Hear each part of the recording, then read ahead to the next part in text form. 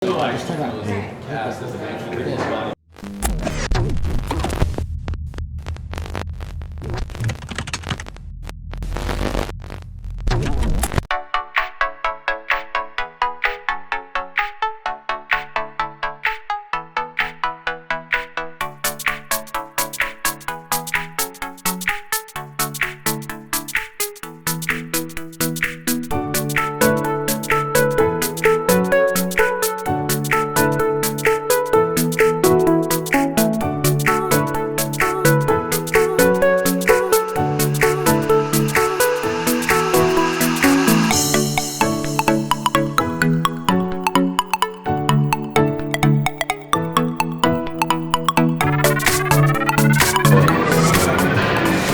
day today. After this, we've got press conference, red carpet, screening, and then dinner tonight. Movie star lifestyle. Oh,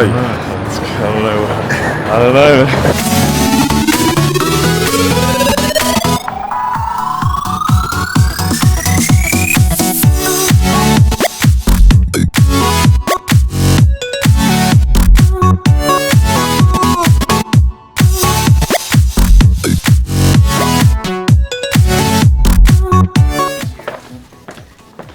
Do you prefer to go by Cal? Yeah, off Calum. Okay.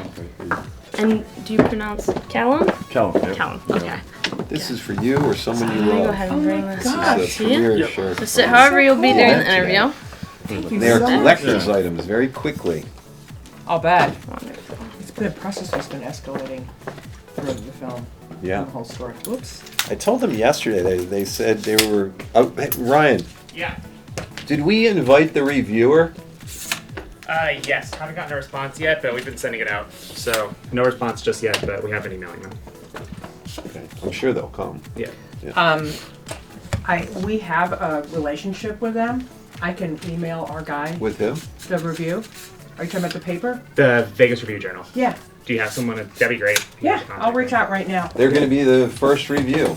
I mean, who's like very into fitness. I used to be like a fitness model, but I slipped out. Thanks for tuning in, guys. You're listening to 91.5 Jazz and More on the Rebel HD2. This morning, we are joined by some special guests, the gentleman behind the story of Arnold Schwarzenegger and the Weeder brothers discovering him. This is the movie called Bigger. In studio today, we have director George Gallo, producer Stephen Lee Jones, and actor Calum von Moger. Thanks, guys. Good morning. Great to be here. Absolutely, welcome in. To go ahead and start off, we're going to talk about the inception of this movie. So we're going to talk to Stephen first. Stephen, what is the history behind the story? Why this film? And what is really unique about the story of Arnold Schwarzenegger and these brothers discovering him? Well, our company, Beholder Productions, does true stories. We like stories that resonate with an audience, that enlighten, inform, and generally inspire. And when Joe Weeder passed away some 5 years ago, I called a friend of mine who they call the voice of bodybuilding, whose name is Dan Solomon, and I'd known Dan for many years, and I said, wow, this is an iconic individual. This is a guy that people need to know more about. People need to know his story. And I began to investigate that story, and I was introduced to Eric Weeder, who is the nephew of Joe, and he is the gentleman who runs Weeder Enterprises Health and Fitness all over the world. They have offices here and in Germany and in Spain, and they've evolved into a international fitness and supplement company. So I met with Eric, and he presented me with a book, and the book is called Brothers of Iron. And I read that book, and I couldn't put it down. I read it through the night, and I called Eric the next day, and I said, you have to let me tell this story, because it is an inspirational triumph of the spirit that young people need to see and to know about. As we all know, there aren't a whole lot of things today that are very, very important to a young crowd beyond fitness. cell phones and tennis shoes. I mean, they're kind of the top of the list. I think dating has fallen below the 3. So, all kidding aside, the fitness industry has grown in leaps and bounds, and it's become pervasive, especially with young people. And I thought it was important for those people to know who created this thing. And when I speak to the youth of the gym world, and they learn about this film, and they read about the story, they're shocked to know that there was a time in America and in the world that gyms did not exist.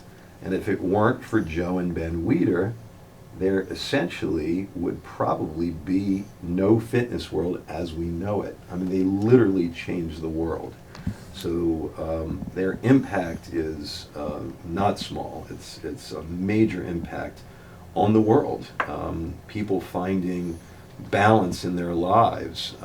There's a lot of people that pursue spirituality, people pursue all different disciplines in life, but the body is obviously an important part of our existence, and they created the notion that finding balance between the scholastic world and the body will bring happiness and health. And now we all assume that everyone knows that, and whether they practice it or not. But the reality is that there was a time that doctors believed that working out or lifting heavy things in general was bad for you. The heart is a muscle. Doctors knew that. And conventional wisdom in the 40s and even into the 50s was such that the heart could be worn out, and that if you used up the beats, you would die young. And they fought this notion, and they changed it, and their mark is indelible on the world. So I decided it was kind of an important story to tell. It's about a very specific time and a very specific person, a specific crowd of people who are very in tune with that world. So I didn't want to make a movie where the people who knew of that universe would say, oh, that's nonsense, it didn't happen like that. So we were very, we stayed very close to the truth and the facts. And what Steve said about, bucking the medical community and the world, there's a scene in the movie where he goes to a bank to get a bank loan to open a gym, and this is actually truth. He mentioned gymnasium, and the banker thought gymnasium was a person. He didn't understand that a gymnasium was a place. Huh. So, I mean, that's how, it's not that long ago. So, these two guys really did change the world. I mean, from a directorial point of view, I wanted to make the movie in a, you always ask yourself as a filmmaker, I didn't want to just make a movie about weightlifting, or because it's hard to make a movie just simply about that. And Steve and I and one of the writers, Andy Weiss, we kept racking our brain, what's the story really about? And then it occurred to us, they really were two guys that saw the future, and that really is what the movie's about. And certainly Joe's frustration with trying to get the world to catch up with something he saw very clearly, being the future. And then then the way we shot it in a very, it's a beautiful looking movie where Michael Negrin, the cinematographer, did a brilliant job, and the production designer Stephen Lineweaver does huge movies. It was a real labor of love. We try to create a universe where like you really felt like you were in the environments, and I'm really, like I said, it's a beautiful film. It's shot in a very sort of grand, operatic way, because I think Joe was very much a dreamer in a lot of ways. So we shot the world through that sort of perspective, that sort of lens. To play somebody that I'd ultimately looked up to ever since I started lifting weights. And when Steve Jones called me and asked me to play the role of Arnold Schwarzenegger, it was kind of like, well, in a way, a lot of people had said, oh, one day you should play Arnold in a movie, or they're going to make a movie about Arnold. you'd be the best fit for him. You know, a lot of people had said that, and then, you know, Steve Jones called me and presented this opportunity to me, and it was amazing because I looked after Arnold for a long time, and for me to play him in a movie was it's almost like a dream come true, because he lived a life that I was going after, you know, that I'm going, you know, with bodybuilding and all this sort of thing. So to play the role kind of came naturally to me, you know, being in the gym for 14 years, coming to America, you know, and going through all these different trials and stuff. So I had a lot of fun playing Arnold. I had an excellent voice coach, you know, to get the accent right, and working with George and Steve was, you know, it was a breeze. They're great people to work with. First experience, you know, first movie. I really enjoyed it. I didn't know what to expect, but I loved it, every single part of it. So, yeah. We really lucked out with Calum, I have to say. Yeah, absolutely. He, you know, our concern was, when we first developed the script, our concern was that if we didn't have someone that looked like Arnold and sound like Arnold and built like Arnold, it would just really turn people off, and it would look really hokey.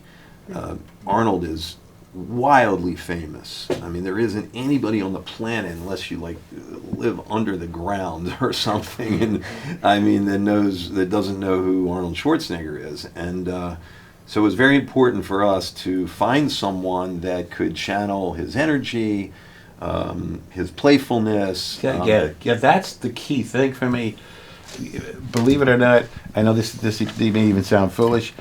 You obviously deliver in spades by, you know, your physique and your acting abilities, and you happen to look, you have a very similar facial structure, but even that, you have a sense of charm about you that Arnold has. Yeah. And without that charm, it would have never have worked. And I got to tell you frankly, I was nervous, you know, because I mean, it's like he's a living icon. And then when Calum started saying his lines, you had that twinkle in your eye, much like Arnold has, and I was like, oh wow, thank God. I Yeah, mean, we really lucked out. Yeah, we sure did. So it came down to two actors for this role. There's a guy in Russia who they call the Oak, and he looks very much like Arnold as well, and he's a little younger. He didn't have the same physicality as Calum, and I hadn't met Calum, didn't know Calum, and we were looking at both of these guys. And the other guy had a very heavy Russian accent, and it just wouldn't work. And then I spoke to Calum, and he's like, "Yeah, mate." And I was like, "Oh shit! Am I allowed to say? Are you allowed to say that on the college radio?" Well, we can't, but we'll take it out. We'll leave it out later. Shite, as they say. Anyway. But we have an Aussie playing an Austrian, Yeah. Which is interesting, and we had a British dialect coach who was terrific. But I'm sure I speak for George. I mean, Calum was amazing. Yeah, it was just great. amazing. Anyone that has seen this film in our very close Hollywood circle is blown away by his performance, blown away. So we are beyond ecstatic, and we can't wait for people to see the film, because it's going to be the buzz of Hollywood and the world when they see Calum in this thing, because he really channels Arnold Schwarzenegger. People literally stand up when they've been in the screenings when he comes on the screen, because they don't know how he got Arnold, who's 60-ish, to play himself at 25, and but it wasn't Arnold. While you were getting ready for this filming it, we saw an image from the press releases where you were at a gym in Venice Beach, or you were actually working on your poses with him. What did that mean to you, and what was that experience like? That was probably one of the best experiences I've had ever, because, like I said, you know, idolizing this guy, seeing him all in the movies and the pictures and the magazines, you know, copying all his workouts, and then seeing him in real life at the gym that he would train at was just incredible. And I was lucky enough. That was in 2000. I think it was January 15 or 16, and I remember meeting him, and it was you know, it was really nice of him to stop and talk to me for a few minutes, help me with some posing, and I kind of chewed his ear off a little bit, just asking him, you know, what advice he could give to me, and he just helped me with some moves and stuff, competing, and it was a really cool, surreal experience. So Yeah, absolutely. Especially because you looked up to him for so long. I can imagine that would be very daunting. Yeah, exactly. So then moving forward with the film, today we have the world premiere here in Las Vegas. Yes. At the perfect platform, Mr. Olympia. Yes. Absolutely. Typically, these releases are in New York or LA, Right. as you know, and we decided to do it here in Las Vegas to coincide with Mr. Olympia. We thought it couldn't be a more appropriate platform. The fact that Joe created Mr. Olympia and launched the International Federation of Bodybuilding, the IFBB, makes it all that more perfect. So we decided to do it here. And we open in theaters on October the 12th, and we talk about the history of the story. We talk about the importance of these iconic brothers, but I also have to tell you the film is a lot of fun. It's really fun. It's a beautiful film. It's a heartfelt film. It's a love story. It's a brother's story. It's a triumph of the spirit, and it's really an experience. Hello, Arnold. My name is Joe Wheeler. How would you like to be the face of bodybuilding? I am training you to be the best in the world. Are you nuts? Are you? What you do not realize is all these men want is to compete against the very best. 3, 2, 1. Copycats from Canada, huh? Maybe he should be taken seriously. You do create strong competitors, Mr. Houck. Thank you. But to create an impeccable man, One more. it takes dignity and grace, qualities you know nothing about. Good luck. This is just the beginning. We will show him just how well our methods work. You're relentless, Joe. Oh my. You know what your problem is? You have to man it up, intensify. Let's do this. Exciting, right? Kid, welcome to the big time. We're the biggest and the best, Joe. You're welcome.